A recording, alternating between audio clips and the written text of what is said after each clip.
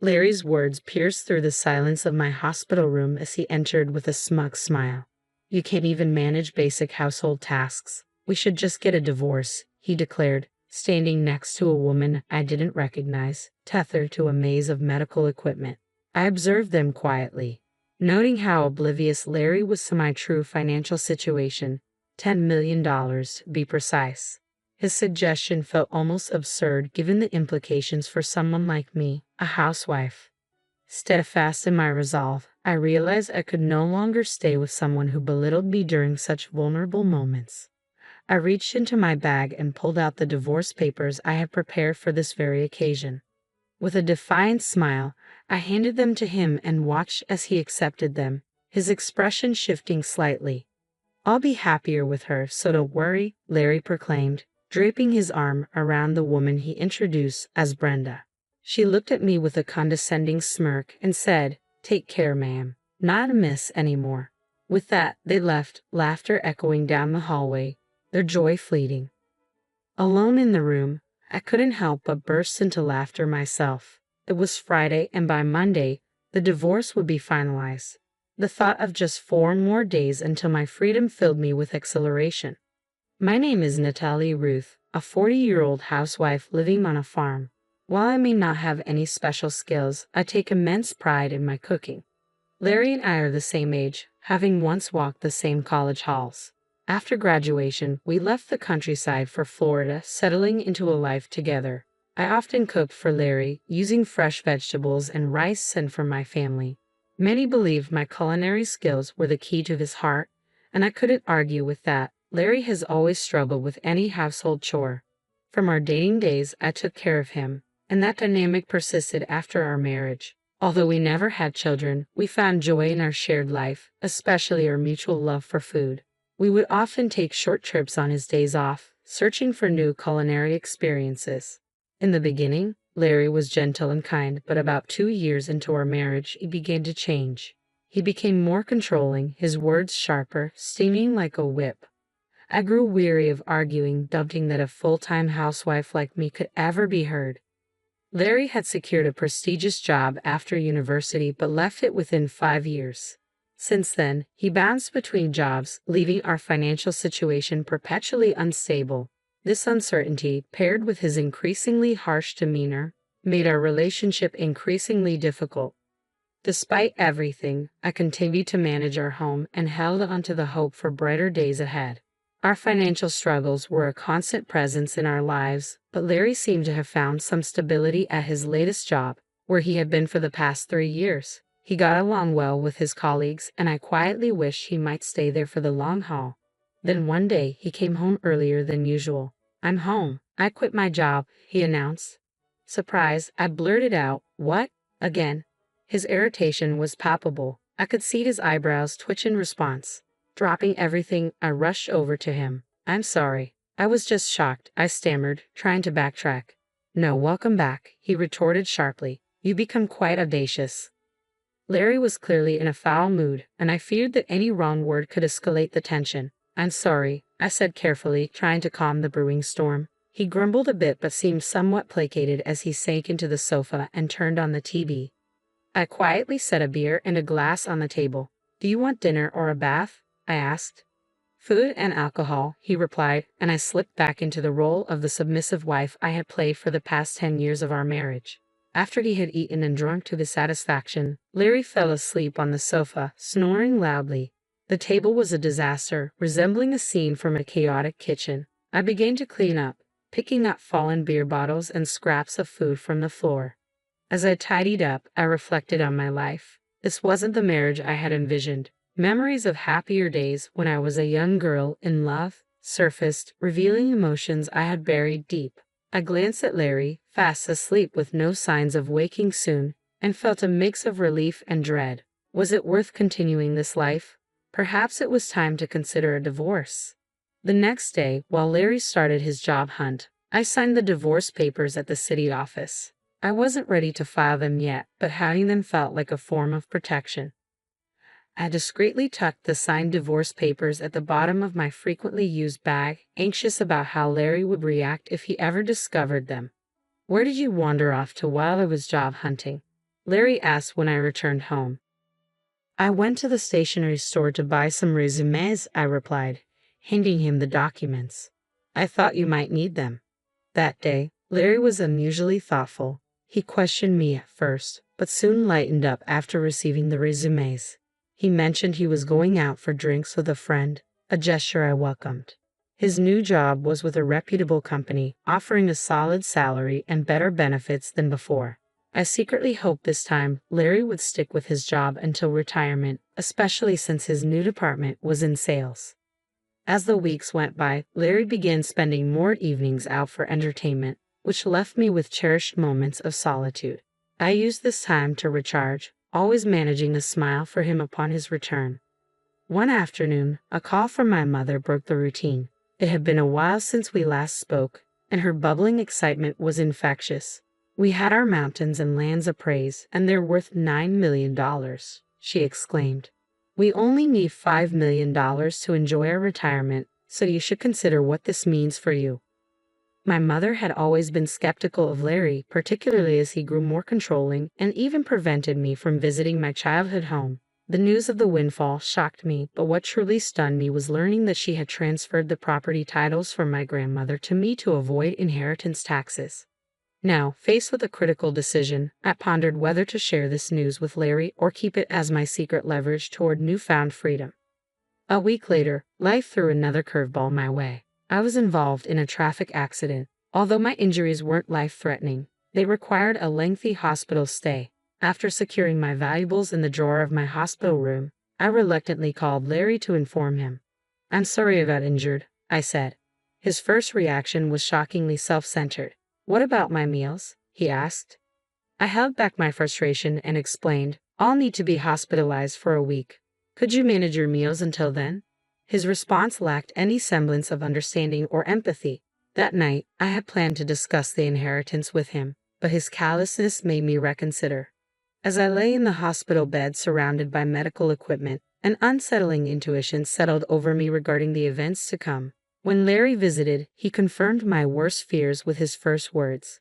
You're useless, you can't even do housework. Let's get a divorce, and you'd better pay me compensation, he sneered, completely oblivious to my financial situation. A young woman stood beside him, smirking disdainfully at my plight. With grim resolve, I knew I could no longer stay with someone who would treat his wife so harshly in her time of need. I retrieved the divorce papers I had kept as a sort of talisman and handed them to him with a forced smile. Here, I guess it's time we said goodbye, I said. Larry's smug grin widened as he took the papers. I'll be happier with her, he declared, draping his arm around the woman he introduced as Brenda. She leaned against him and mockingly said, Take care, madam. Oh, you're not a madam anymore. Take care, old lady. They left the room, laughter trailing behind them, and a bittersweet relief washed over me. Free from his disdain, I now faced the future with a significant inheritance and a life to rebuild on my terms. Lying in my hospital bed that Friday, laughter bubbled up inside me. The divorce papers had been served, and by Monday, they would be processed. The weekend passed in peaceful silence. Larry didn't attempt to contact me, a welcome respite that felt oddly unsettling after years of constant activity. However, come Monday evening, my phone began to ring incessantly. After about half an hour of persistent calls, I finally decided to pick up. Larry's voice greeted me, loud and irate, expressing his fury that the divorce papers hadn't been processed as he had expected. His anger only fueled my laughter, which seemed to infuriate him further. I've already filed a notice of non-acceptance, I told him between chuckles, reminding him of his frequent threats to divorce during our petty arguments. Larry was clearly agitated, quickly demanding that I withdraw the notice. But I was no longer the woman who jumped at his command. I calmly explained that nothing could be done until I was discharged from the hospital and that we would need to sort this out at the municipal office. His selfishness became almost comical as he blurted out his intentions to register his marriage with Brenda, the woman he had introduced as his new companion. In a panic, he corrected himself, scrambling to regain control of the situation. When I playfully asked if her name was Brenda and if she was his mistress, he replied, She's my new wife and technically your mistress since we're not divorced yet. His absurdity only fueled my calm demeanor, which seemed to frustrate him further. Choosing to shift the tone, I informed him that he would soon hear from my lawyer regarding the division of our assets. I emphasized that I had always managed our household and remained faithful, highlighting his role in the deterioration of our marriage. Larry looked genuinely perplexed, as if my inability to handle housework from a hospital bed was a betrayal. I explained patiently that my hospitalization didn't equate to negligence on my part, and that his failure to support me during this time revealed his true character. The conversation ended with Larry flustered and at a loss, a stark contrast to the confident man who had left the hospital room with a smirk just days before. As I recuperated in my hospital bed, the absurdity of his expectations became increasingly clear. He seemed to believe that, even as an adult, I was responsible for his well-being, equating my inability to manage household chores due to my hospitalization with neglect. His logic was so skewed that it would likely astonish even a judge. Despite gradually grasping the situation, he stubbornly clung to his belief that he was justified, especially now that he had Brenda by his side, and claimed he no longer needed me. I sharply reminded him that his secret relationship with Brenda constituted cheating, a point he refused to accept. Frustrated and tired of our circular arguments, I decisively ended the conversation, instructing him to communicate through our lawyers from that point forward. I hung up, tuning out the barrage of calls that followed until he eventually stopped. However, my peace was short-lived. The next morning, my phone began ringing incessantly starting at 8 a.m. When I pressed the call button, I was immediately met with Larry's complaints about his inability to withdraw money from a bank account. He seemed puzzled as to why he couldn't access funds from what he assumed was a joint account. "Are you trying to withdraw from my personal account?" I asked. "Yes," he confirmed, his anger flaring. It was clear he didn't understand the protective measures I had put in place before being hospitalized. I had called the bank to temporarily block any withdrawals, anticipating that Larry might recklessly tap into my savings while I was incapacitated. "Authorize a withdrawal immediately," he demanded, failing to see the impropriety of trying to access money from an account belonging to someone he was divorcing. I calmly explained that we were effectively strangers now, and that I had no obligations to finance a stranger. My newfound assertiveness shocked him. He was unaccustomed to me standing my ground. He insisted that I send him money, even suggesting that I owed him compensation for not performing household duties. It seemed that, despite his education, Larry lacked basic common sense. After 12 years of marriage, I was treating him with the same patience one might extend to a child. I reiterated that any financial settlements would be handled through our lawyers. Larry's frustration boiled over, and he threatened to visit me in the hospital. Unfazed by his threats, I remained calm, prepared to face him if necessary, confident in my decision to stand up for myself and break free from the manipulative dynamics of our marriage. After our conversation, I had preemptively informed the nursing staff to allow only my parents to visit, ensuring that Larry couldn't just barge into my room. Despite this, he attempted to visit but was stopped at the nurse's station. He switched tactics, flooding my phone with calls and messages instead. I saved these messages as evidence and contacted my lawyer, who promptly addressed the situation, causing the incessant notifications to cease. Just as I began to relax, thinking the drama was subsiding, an unexpected twist emerged. I was informed that Denise, a longtime friend with whom I had lost touch after marriage, was coming to visit. Denise and I shared a rich history of dining adventures, fueled by our mutual love for food, which we often discuss on social media. She came by to express her concern over my accident and brought shocking news about Brenda, the young woman involved with Larry. To my astonishment, Denise revealed that Brenda was her niece and confessed to overhearing her plans to marry a 40-year-old man. When Denise saw a photo of the supposed fiancé, she recognized him as my husband Larry. The coincidence and deceit were staggering. Denise had already informed her sister about the situation and was considering demanding compensation from Brenda for the distress caused. She assured me of her unwavering support and expressed her desire to maintain our friendship, regardless of the familial ties to my marital strife. She had even arranged a meeting to address these issues directly with her sister and Brenda. Filled with gratitude for Denise's steadfast support and buoyed by our friendship of over 15 years, I left the hospital the next day and headed to a private dining room in a restaurant where our meeting was set to take place. To my surprise, I found Larry and Brenda already there, casually enjoying an expensive traditional meal. Larry, ever audacious, had the gall to remind me to bring money to pay for their meal.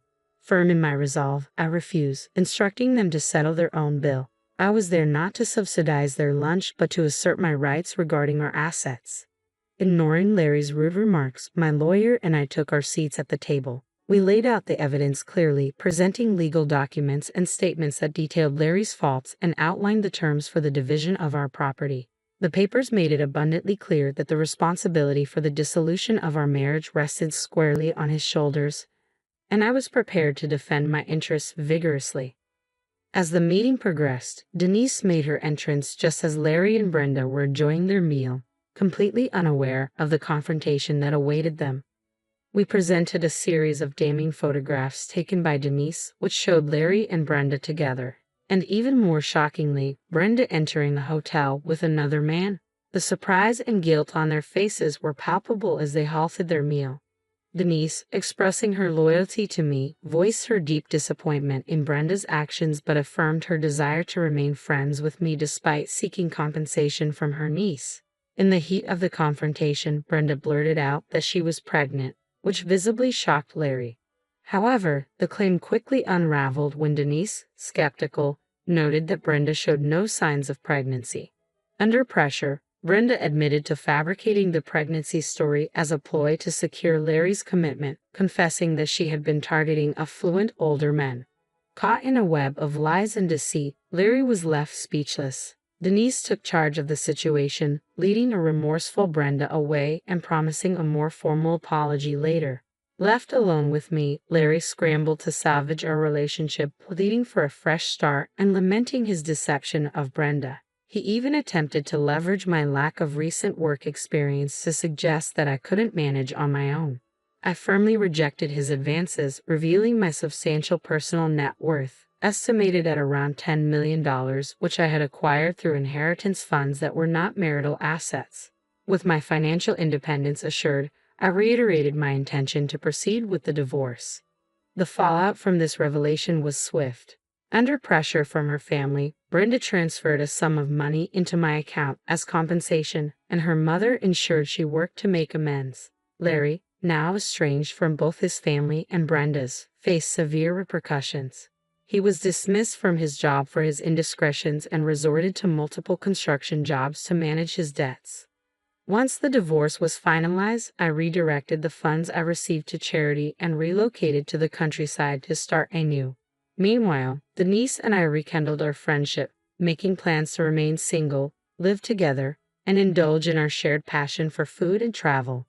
We looked forward to beginning this new chapter, embarking on culinary tours and taking short trips to celebrate our freedom and the enduring strength of our friendship. Excitement filled me as I prepared for a future where I could live joyfully and authentically, true to myself.